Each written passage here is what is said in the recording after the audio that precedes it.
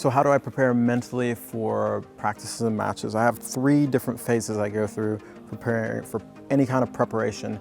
And the first phase mentally is understand that everything I do comes down to a choice, meaning that I have the ability, or I guess everybody has the ability to make the decision that when something happens, it's my responsibility to see how I'm going to feel about that.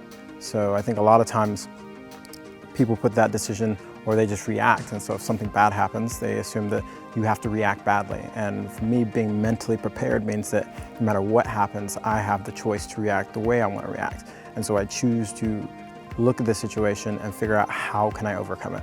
What are some maybe decisions I made or that didn't lead to the correct result I wanted. So when I'm practicing, I'm constantly thinking about if I miss a ball, instead of just getting mad, I'm thinking about what did I do to miss that ball?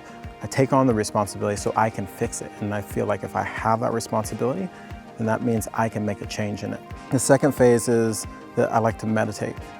And what meditation does for me is it gives me just a practice of giving me the ability to kind of pull myself out of situations. So just like in the first part where I'm talking about taking responsibility for something, to sometimes figure out what's going on, you have to go back in that situation and look at it from a different vantage point, meaning that, you know, if something does happen, if a call doesn't go my way or a practice doesn't work out my way, what were the things that I was doing that created that situation? Through meditation, it really helps me become a little bit more objective and pull away from and being into it and being so emotional, especially in a match. If you have a changeover and let's say you're playing a point and it's a break point and you didn't get that, you know, it's easy to number one, feel like, oh, I'm just a crappy player and just go from there. But if you can say, you know what can I do different?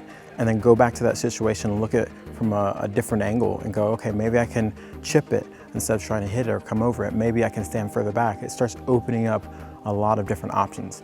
My final phase is to focus on my strengths. Throughout practice, throughout matches, I'm always thinking about how can I use my strengths to dictate the match. I've always had the ability to recognize that when I do play well and when I do have big wins, it's generally because I'm using my strength to the best of its ability.